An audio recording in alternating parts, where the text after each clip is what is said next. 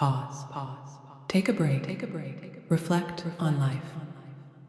Remember, you are strong. You are enough. You are capable.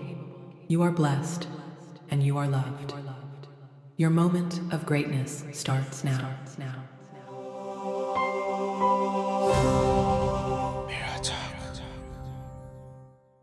In this episode, I am privileged to be speaking with a life coach for men. He's an entrepreneur with a PhD in chemistry. He's also a podcaster. We'll be learning how to stand tall as men and what that means. Welcome to the show, Michael. How are you doing? Toby, I am doing fantastic. We are in the beautiful season of fall at the time of recording. And where I'm right now, I have a beautiful 70-degree temperature wind blowing into my room that is just delightful. I can't ask for more. God is so good. Oh, that is awesome. I'm so glad to hear that. And same here also. I mean, the weather is looking so good. I've not been outside today, if I must confess, but after this conversation, I'll try my best to take some steps in and, get some fresh air from outside. So, yeah. Well, in this conversation, I would really love us to dig or to delve into, what it means to be a man and what it means to be a full man, take control of your life. But before we go into all of that, I got really interested in, your past a little bit, your personal journey.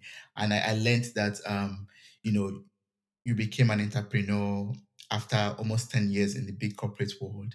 So I would just like to learn, like, what inspired you to make that switch in your life at that phase? So let me ask you, Joe, just a smidge before that to set the stage, because that's a great question. And I'm an adult convert to the faith. And so for me, when I chose my faith, it was a very central part of who I was and what I was. And I chose the faith Mm, saying, great, I've got God on my side now. He will for sure back up my plan to go get a very secure job, make lots of monies, and have everything go simple, straightforward from here on out. All the checks in the boxes, right? Well, obviously, there's the old yeah. joke that if you want to make God laugh, you tell him your plans. And that tends to do the job. And when Mm, I was working, I was living in Portland, Oregon, outside of Portland at the time, and God started moving in my life.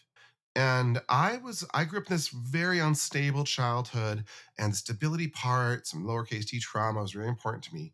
And so I made it very clear to God I didn't want to leave the stable job. And the idea of going entrepreneurial mm, was quite frankly terrifying. That was horrifying, in fact, to me.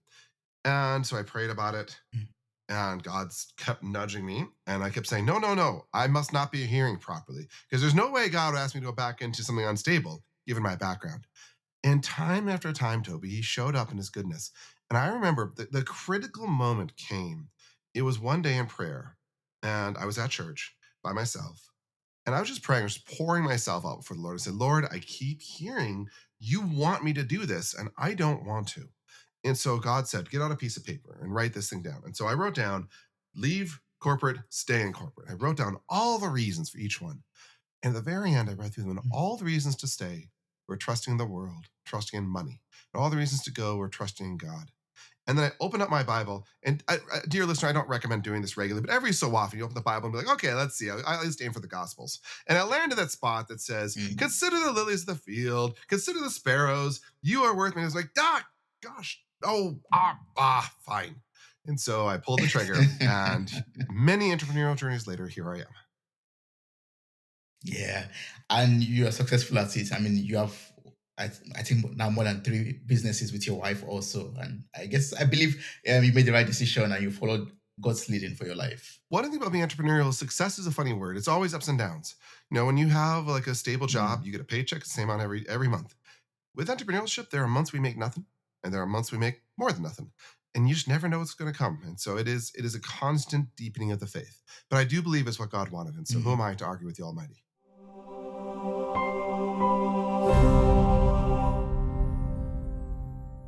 Are you enjoying this episode? Kindly subscribe, share, and leave a review. Thank you.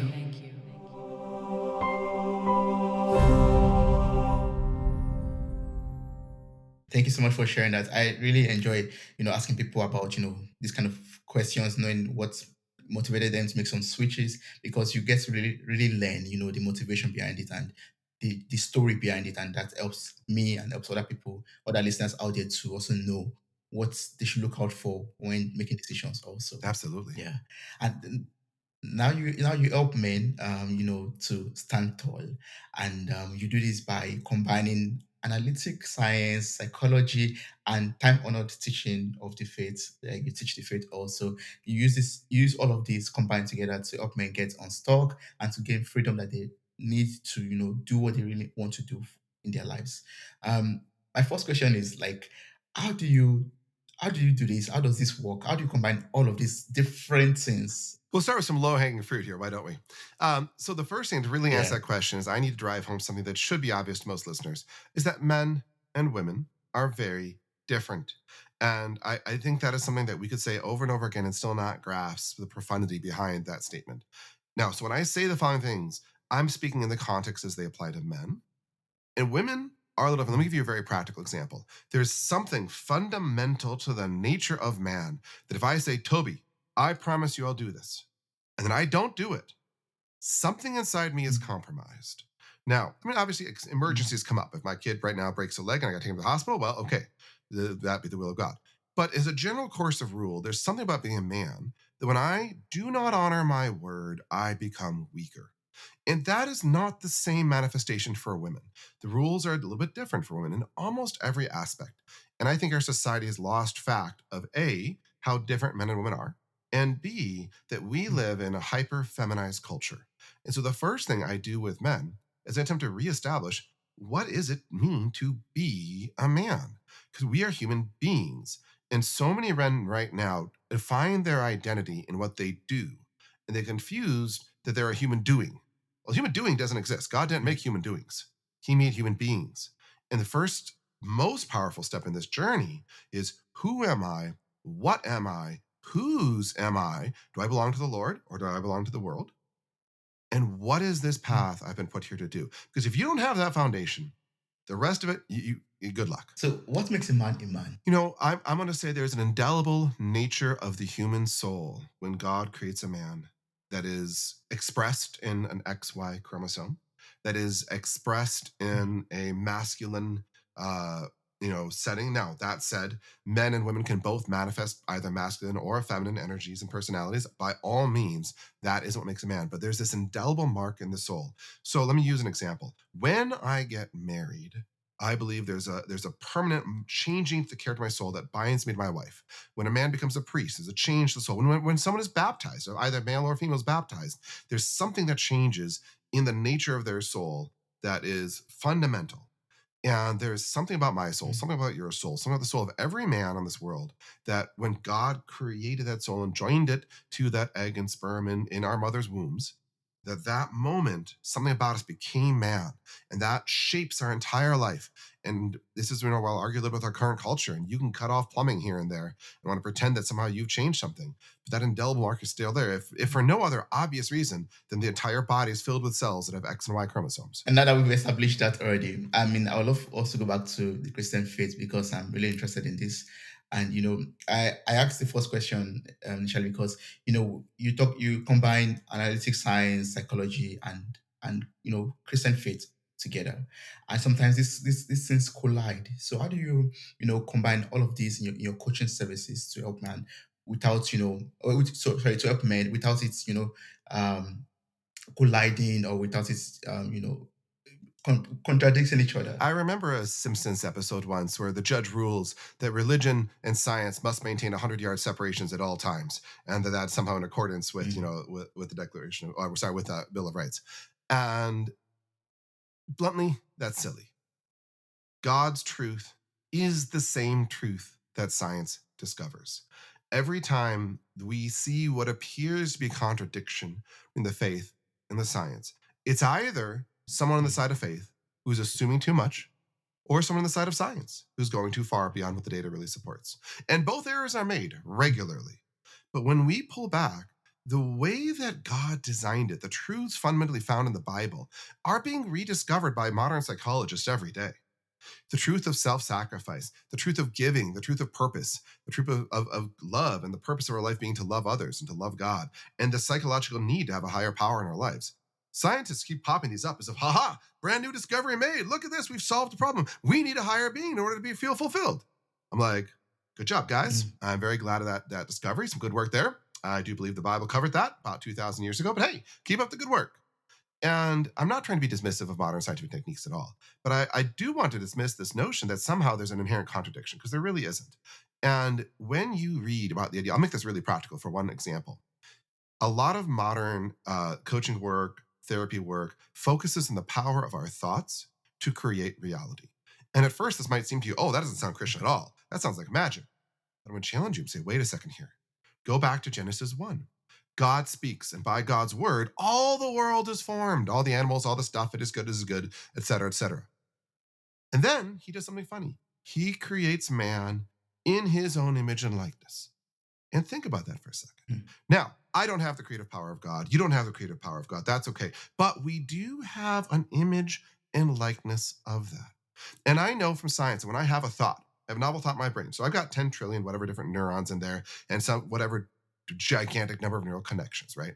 I have this new thought, and literally a new pathway is forged between two different neurons or multiple neurons that wasn't there. And so that thought becomes the word made flesh in my own brain, literally. And I'm not trying to, again, Mm. not trying to claim to be God here by any means. But in the capacity by which I have the image and likeness of God, I do have a creative power on my thoughts. And you see this in the early writings of most of the church fathers, the importance of disciplining the mind and our thoughts. Because as a man thinketh, so it becomes. As we describe things, Yeah. so it becomes. To Adam was given the power to name animals. To each of us now is given the power to name ourselves and name that around us. And especially if you are a father, the power you hold over your children via your words is profound. And this echoes both through the faith and through psychology. Mm. So once we're able to align both of them together, they are actually basically one of one in one. They're from the same source, basically, I would say. Yeah. They bring different perspectives, but they describe the same physical world, the same physical universe, the same, recreated Mm. reality that God has given us. Awesome. I'm happy we are able to clarify that, and now I can. Now we could move on to really talking about standing tall, because I wanted also just to clarify that first, because you work with this really intensively, I believe, and a lot of people will be asking themselves like, oh, Michael works with creating faith-based life coaching tools, and how does that work with psychology and all of that. Um, yeah, so I'm happy we're able to talk about that. I would like us to talk about standing tall. In my own understanding, standing tall means breaking free from anything that could hold you down to the ground, and standing up for yourself, having more control over your life. I don't know if you can explain that better, and tell us what it means Yeah. to stand tall as a Let me man. start by quoting Dmitri. Gulag. He wrote. Pull his name, not Dmitri. His name just left my brain. Gulag Archipelago writer, Solzhenitsyn, and he says this line that really is profound: that the line between good and evil runs between every human's heart, and within the heart for every human being. And what's so critical there is no matter what your circumstance, this guy survived 20 years in the Soviet gulag. Like, if there's anyone who has a claim to have been put in a terrible spot where it's not his fault, this man has that claim. And he says, no, the line between good and evil still runs inside my own heart. And so when I talk about strength, when I talk about standing tall, I don't mean like muscle mass. Okay, I've got some biceps. Sure. That's not Yeah. what I mean. I mean the line Mm. inside my own heart. That when in my own heart I cross that line to the side of good, there's a spiritual manifestation of me that stands taller and is stronger. And you've experienced this. If you're a person who's gone through your life, you know the times you've lied, you've compromised, you've not kept your word, you've cheated, you've been dishonest. And you shirk, you shrink, and you feel bad. And yeah, we dismiss that and we push it aside and we say, I don't want to deal with that. That's not what's important right now. But there's a metaphysical Mm. reality that the core substance of us as men is weakened when we act on the side of evil in our heart. And it's strengthened when we act on the side of strong. And you all, if you're a man, you have felt this. Assuming you're past the age of discernment. Like if you're 3 or 4, maybe not. But as an adult man, you have experienced this in your life, and you know this is true. You felt it.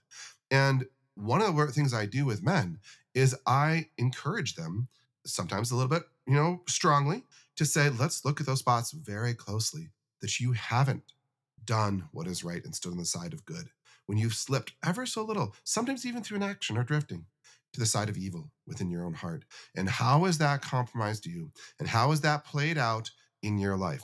One of Jordan Peterson's famous statements is, no one ever gets away with anything. We always pay for the crimes we commit. It's subtle. It's sometimes, you don't see how the connections go, but I think it's a true statement because maybe one more perspective here. The ancient church fathers said that if a man murders a second man, the first man is more damaged than the second. The second has lost his life, but the first man has created himself to be a murderer. And that is actually a worse fate than to lose your own life. And just let that settle in for a second, Mm. because what it means on a practical level, when I don't align with the good, the true, with my conscience, when I allow myself to slip and to slide and stumble, I permanently weaken a piece of myself. Now, by the grace of God, that permanence can be undone and I can be lifted up again. But as to my own power, I've done that damage, right? Mm. So when I work with men, one Yeah. of the first things I have them do is I do a strengths assessment. And of the 30 parameters, only one of them looks at their physical muscle mass. Everything else looks at how do I express myself in the world? Am I strong emotionally? Here's a test for you men if you want to know if you're strong. The next time your wife starts saying to you, blah, blah, blah, this, and blah, blah, blah, that, and you this, and you that, and this, and that, and the other thing, and you didn't even take a shower and you stink. Whatever the things, your wife has her litany. We all know it. And you stand there before her, and you, in your emotional strength, say, I will not get upset. I will stand here. I will love this woman, no matter what words come out of her mouth. Not because she deserves it, not because I'm that good, but because I swore an oath to God, that's what I would do. And by God's grace, I will Mm. stand here and love this woman through this word storm. That is a measure of Mm. masculine strength that is powerful, and that moves Yeah. hearts. Mm. And how can we then, move from a state of us wanting to fight back, talk back, that struggle of wanting to retaliate to, you know, just absorbing it and just like letting it go, let it be, and making peace? How do we make that change from all those long term struggles of us wanting to, be men and show that we're men? One of the biggest things I teach men is what I call the principle of reflection. And let's imagine that your Mm. wife levels an accusation against you. Sometimes my wife accuses me of being too hard on the children. Okay. And so that Mm. one penetrates a little bit. Why does it penetrate? Why does it cause an emotional reaction in me? Well, the reason why isn't anything to do with her. It has to do with me. It's because deep down, I'm scared that I am too hard on the children. Deep down in my past, my father was demonstrably, abusively too hard on the children. There were broken bones. Like, it was a rough household. Mm. And so because of that, there's a piece of me that doesn't stand tall, that's afraid. Gosh, what if I am too strong? What if I'm becoming my dad? That's horrible. And so because of that spot where I'm weak, my wife's accusation makes me upset.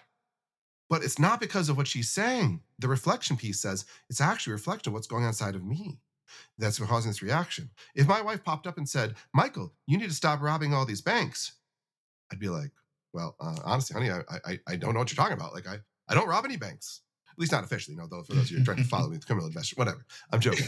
But that one wouldn't register because there's nothing there inside of me that responds. But being too hard on the children does. Mm.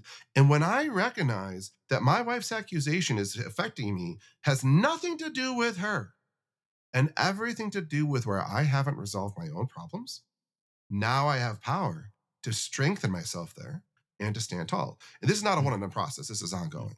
But it's a great example of like where we can just situation by situation inspect, what does it mean that you're reacting this way to someone else's words?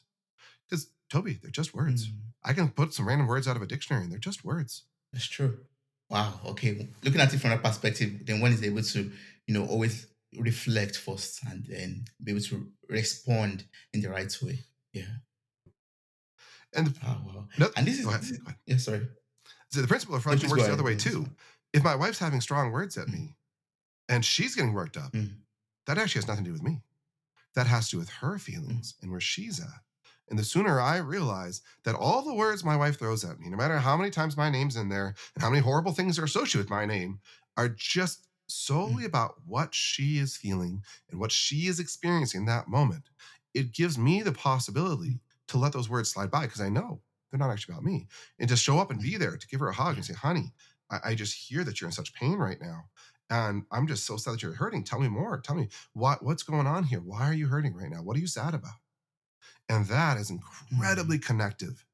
But again, use the principle that the reflection, what sounds like it's crossing, is actually just about for each person's inside. Yeah. Wow. Oh, that's great. That means, you know, our emotions, the compassion, and empathy plays a large role in life in a man's life. Sometimes some people grow up as men, and they have this understanding that, oh, men don't show emotions, they don't show feelings. Um, from what you explain right now, I'm getting like we have to really show emotions and really be show empathy and be compassionate also with our spouses too. Well, let's be very careful here because men and women are different. This is going to come on here. When I Mm. am married, I'm the rock, I'm the order to my wife's chaos. As a metaphor I love with I Mm. was spend a lot of years in Oregon, and this Oregon coast, big old rock structures, nasty waves, smash tides, smash against the rocks. And the poor rock sits there and thinks, what did I do? I just got smashed in the face of the wave and I didn't do anything wrong. What's going on here? Well, men need to understand Mm. we're the called to be the rocks. And what that means is by all means, our wives are allowed to express any emotion they want to, and we need to be empathetic, to hear, to be curious, to be supportive. But there's some emotions men are not called to express to their wives. And I'm going to be very blunt here. There's a different relationship between a man and a man and a man and a woman. If you ever doubt that basic statement, treat your wife like you do your male friends. You will quickly be disabused of any confusion that those are the same type of relationship because they are not. The relationship between a man and a Mm. wife is much similar to a relationship between a woman and a woman in terms of what the rules are and how the currencies work. Okay. And so, in that Mm. context, my wife needs my stability. And let's say that I'm in an existential crisis and I really don't know what's happening and the world's going to the pooper and I'm just lost. That's when I seek another man to confide in. Because here's what happens. If I try to confide that to my wife, I've put her into an impossible situation. She can do one of two things. She can either say, oh, shoot, my rock is crumbling and freak out and go bat poop crazy because that's what waves do when the rocks crumble. Or B, she Mm. can say, my rock is crumbling. I guess I have to be the rock. And if you want to kill Mm. any interest in the bedroom whatsoever, encourage your wife to be the rock. Because if she's the rock and you're the rock, there's no attraction left there. It's like electricity. Positives, negatives, they attract. Two positives, they repel. Yeah. You want the opposites there. Mm. And so, by all means, Mm. express to your wife, I had a difficult day at work. I'm concerned about this. I'm really worried about this. When you say this, I feel this way. Absolutely. But from a place of strength. And if you're like, it's all going to the pooper, I can't handle it, I don't know what to do, you find a good Christian male friend who you trust and you say, buddy, I need to talk to you. And during that conversation, if he's a good man, at some point he will metaphysically, or metaphorically rather, reach across, slap you upside the chin, and say, dude, snap out of it. You gotta step into that. That's where you have to grow. And that's how Mm. men love each other. And that's not how women express love to women. And so your wife, if you try to do that with her, is in that impossible situation. Does that make sense? Oh. Yeah, I mean, yes, I totally understand that perspective. I mean, in this modern day and age, there are like different perspective, and I truly understand, and it makes sense to me. Your angle, and some people are of the motion of the of the thought that a man could also show his strengths and weaknesses to his wife or to his partner. I mean, and I've watched some movies before where the man cries to the wife, for example, and it shows his vulnerability basically to the wife. But yeah, but it's another standpoint of view where a man has to actually be the rock. In a lot of situations, a man has to be that pillar that the family holds on to, and yeah, he has to be the stronger one, Let me give you basically, an example most of the though. time. I recently was watching a TV show with my wife, and in the TV show, this mother is forced to leave behind her child in a situation. It's a heartbreaking scene. Mm. I don't have time to go into details, but as this scene is wrapping up, my wife is crying, and I am crying. And that is not Oh, okay. weakness.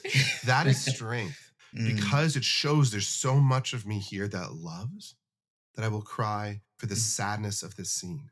She's not confused that I'm suddenly don't know what to do by this moment. I'm having, like, her rock isn't shaken by watching me cry. And what is a very sad scene. I'm a little dusty right now, even just thinking about this scene, right? And Mm. As a man, I have emotions and I share myself with my wife, but I also have to be there to support her. And it is a semi contradiction in terms, in the sense that there's a tension between those two roles. But I think most men, the stronger they get, the more they can share, because that strength Mm. supports it. And my wife did not feel threatened or feel like her safety or her peace was being threatened in any way by the fact that I cried at this scene. I mean, I wasn't bawling, but I had some tears coming down, man. It was a very sweet, very respectfully well done scene. It was lovely. Oh, that's good. Okay, I'm glad to hear that. That you at least you cry in front of your Oh, wife. absolutely. Nice. Yeah, that's good. That's good. Yeah. You still see your example and your family. I know you're a married man with 6 children. You have your wife, and you run chains of businesses. How do you balance all of this? Like, the obligation of work, the obligation of family, the obligation of other activities you have to do. How do you balance this as a man, Imperfectly. as a rock? Imperfectly is the best answer I can give you. This life is imperfect. I think so many guys get so worked up over this notion that everything has to be done right, right? And there's kind of two ends of the spectrum. There's end number one, which is we're going to go with it wherever it goes. We're good to go. It'll be awesome. There's end number two, which is every I must be dotted, every T must be crossed. Look, I took my kids camping 2 weekends ago, and my 5-year-old, even though he's had no accidents for a while, both pooped his pants one time and peed his pants. It was a mess. It was gross. We had to bust out the wipes, and it was trash bags and stuff. Like, it's a mess, right? That's life. Life is a mess. Mm. Sometimes soccer practices get missed. Sometimes calls have to be rescheduled. It's life. We Yeah. do our best every morning for my wife and I to start ourselves in prayer. She has her morning prayer routine. I have my morning prayer routine. We start in prayer because if you don't start there, man, good luck. We end each day Mm. together in prayer. And the last thing we do, if I sometimes I'll stay up a little bit later on her, especially because the kids are starting to stay up later and she needs a bit more sleep. But the last thing we do together is we pray together. And it's real honest prayer. It's not like I realize that, I'm Catholic. And so some people think, oh, Catholics only play the Hail Mary, blah, blah. No, we just pray. We talk. We talk to God. What's going on? We pray for each other. Last night, I'm in the very tail end of the cold. My wife literally said, and Lord, please heal Michael this cold. So he has some great phone calls coming up tomorrow. And there's a connection between us, between God that happens there. And if you want to get the little pieces in order of your life, and with 6 kids and 3 businesses, trust me, there's a lot of little pieces. And if you want those to be in order, you start with the big pieces. And the big pieces are how am I with God? How am I with my wife? If those two there are there, the rest will go. I read the other day, so my wife and I are both from divorced families. And as good parents do, we always worry, where are we harming our children? Because it's a guarantee. Every parent harms their child. I don't say this in a accusatory way. Mm. We're all imperfect. We're all sinners. We all hurt our children. And here was what I read that Mm. shocked me. The healing power of having both a mother and a father that stay together and fight together on the same team is so great, it undoes massive amounts of little damage that we all do to our children. And this morning, I lost my temper and raised my voice at one of the kiddos for doing something that wasn't that big of a deal. There's little stuff that comes up all the time. But when you focus on the big things, your relationship with God, your relationship with your spouse, the goodness and the graces that come through those spill over. And particularly as a man called to be the head of the marriage, the domestic priest of the household, you must stay connected because that grace primary flow path is through you first. If I am present and Mm. there's a family prayer, I lead the prayer. Not because I'm some macho patriarch, but because God specifically set it up so the man leads spiritually. There's a good friend of mine who was saying that she's a very type A personality, very strict and with the kids, and she has a lot of boys, and those boys will just cause a havoc until even if she gives them all the timeouts and the push-ups and the whatever to do as consequences, and they don't care. Mm. But dad shows up, boys, line up, and all of a sudden things change. And because there's a difference between men and women.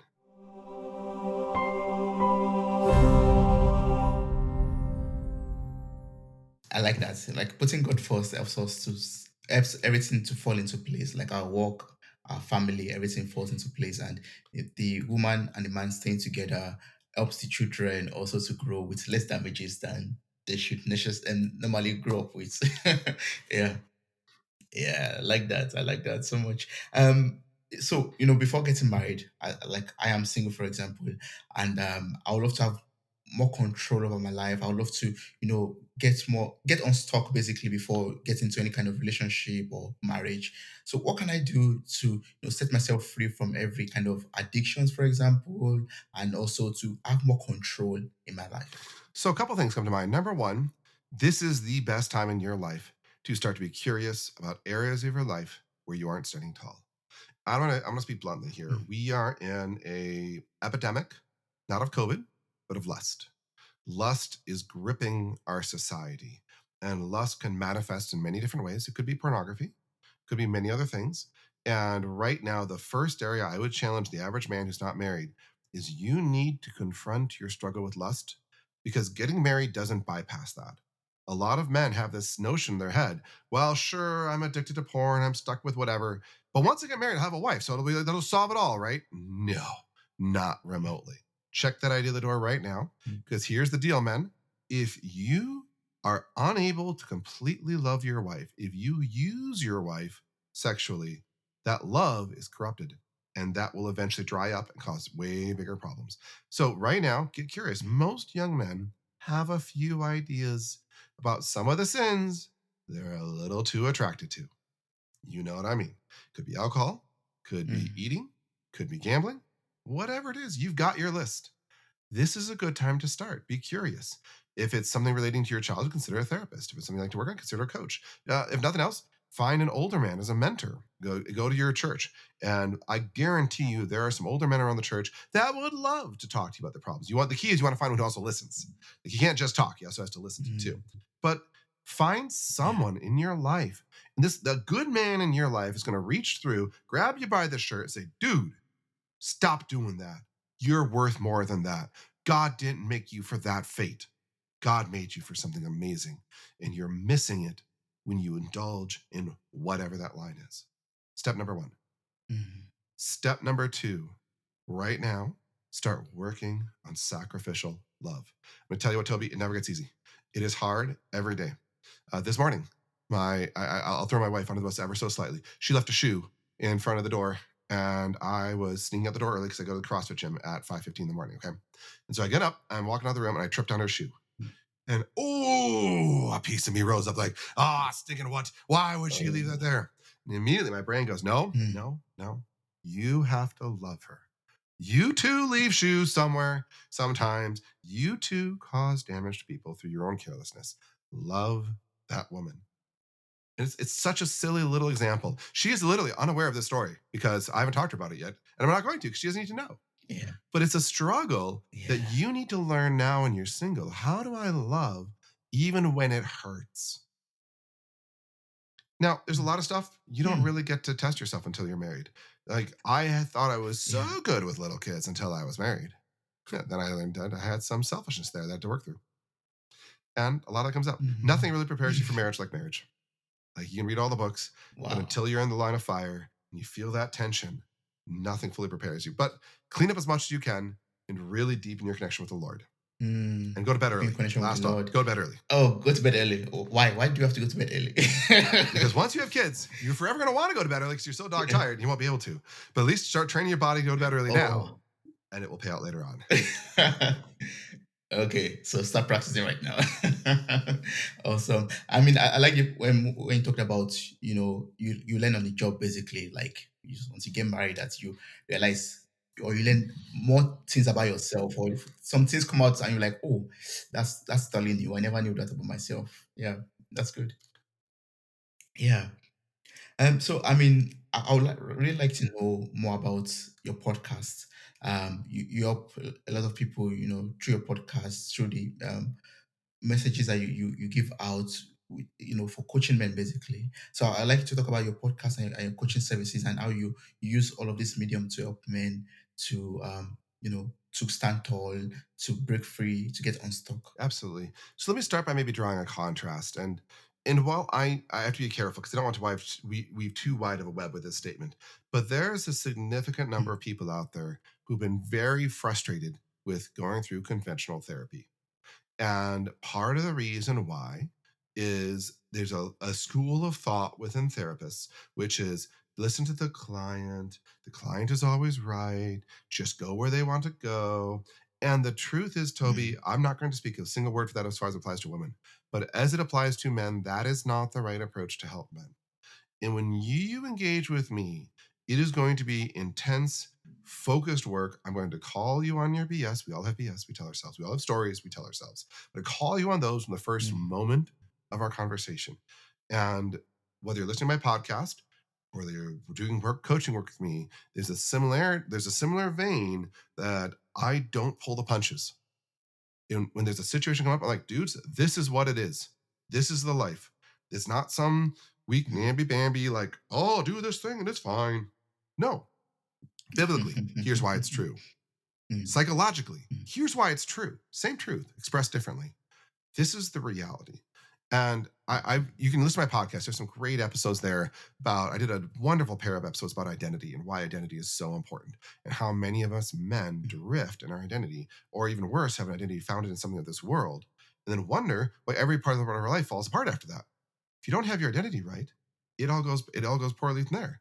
And mm, whether you're engaging with me in the coaching sense, which is a faster paced, in a podcast sense, or even I have a group program that I'm trying to get off the ground starting as well. And this is kind of new, is this idea that I will take you and be like, we're going to make the progress, we're going to do the work, and we're not going to pause around and make it gentle because men need strength. I read the other day that between every single man to man interaction, there's an underlying threat of physical violence between every single one. This is not true man to woman or woman to woman, but just between man to man, mm, that is a component. Now it's a deep, I'll say, a latent piece of masculinity. But you see this. I was at a camping trip the other day, and this teenage boy was defying his father, and there were a couple dads nearby, and all three dads, boom, stood right, shoulder to shoulder, facing this boy down, arms crossed, that look. You know the look when you've seen your dads give that look, mm, and you could see that boy. He's like, boom, boom, boom, all three dads. And he's like, oh, okay, all right. And you could feel the tension. There was an underlying threat of physical violence. Now, not that anything would do it, but there's a physical projection there. Understand that tension is critical to masculine growth. The masculine essence needs to push against something, push back. And that's part of the struggle that makes us men. I'll close this description this way. Many people have read the Proverbs, as iron sharpens iron, so one man sharpens another. Sounds so cute. Oh, I'll go out find some men sharpen each other like iron, right? But think about that for a second. How does iron sharpen iron? Actually, normally we don't use iron to sharpen iron. Normally we use a rock or like mm, a grinding stone to sharpen iron, right? And even with that, it's a mhm, hot process. There's sparks, there's friction. You're probably getting yourself burned. You're getting sparks in the face. Not comfortable. Iron sharpening iron is going to be even mhm, worse. And when you really read that and think about that, you realize this is not a pleasant process. And it does not say as iron sharpens iron, one woman sharpens another. That's a different process. Women have a different path. mm, They have a gift of receptivity that allows them to do a different path. Men have an outward focus to our essence. And we have to understand that means the mm. path is different.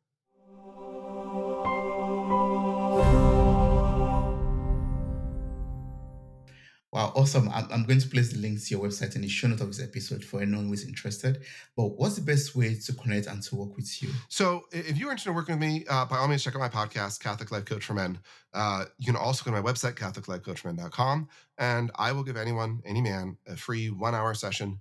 And we talk. We talk about what does coaching look like? How would that coaching fit in your life? What are some of the goals you want to change in your life? And I also try to determine, are you ready to change?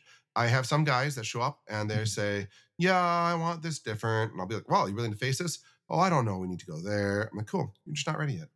Like, I'm not going to waste your time or my time. I'm not yeah. going to waste anything else. It's just when you're ready, you're ready. Because I know when you're ready, because I'll ask the question, what's going on right there? And you'll be like, well, Mm. oh, maybe this. I say, good. Now let's explore Yeah. that. And check it out, Catholic Life Coach Mm. for Men. I work with Christians of any flavor. If you are not Christian, reach out. We'll have a discussion if it makes sense. But to date, I've worked exclusively with Christians. Christians, awesome. Thanks so much for that. I'm going to put this link one more time again in the show notes of this episode. For everyone who's interested, you just click on the link, copy the link to the website, and you'll find the podcast also there. There's a in the menu bar, there's like a section for the podcast, and then you can listen also to the podcast on all platforms or even directly on the website itself. Also, that's great. Before I let you go, Michael, I just have one last question. We've talked about a lot of things. We talked about marriage and relationships, and what we as men need to do in all of these situations, and also for ourselves in order to live a life of positivity and to stand up for ourselves, basically. Um, and also we talked about real struggles a little bit. So I would like to know, what does anyone need, basically? What is the most important tool that anyone needs in order to transform his or her life? Oh, one tool. If I had to choose one tool, I would choose humility. The ancients rated all the different mortal sins, and the worst one in every list was pride. And it's the sneakiest one because it's the hardest to see. I don't wake up the next morning and question whether or not I engaged in lust. Oh, look, there's another woman here in bed with me. I think I might have engaged in lust. I wonder about that. But pride is so sneaky. And the counter to pride is humility. And without humility, we cannot break through to hear what's going on underneath something. We cannot hear God's voice who speaks into our life. When our head is so filled with our own thoughts and focuses, we don't hear God speaking to us. We don't hear even what a coach wants to say. Humility is a vanishing art. Certainly don't go to Washington, D.C. for it. We know they don't have it there. And the power of being open to the Lord, to other men, even to correction that maybe my way isn't best. Humility, I think, would be the number one starting point. Humility. Wow. Thank you so much, Michael, for sharing that. I really appreciate your time, and I thank you so much for making out, making out the time to be on this podcast and sharing a lot of words of wisdom that are useful to us as men and even to women out there and everyone who is listening. I really appreciate this. Thank you so much. Thank you so much, Toby. It's been a delight to be here, and God bless you for the good work you do. Wow, you made it to the very end of this episode. Thank you so much for listening. I'm grateful for your time, your love, and your contributions. Subscribe, like, review, and share this podcast. God bless you. Bye. Bye.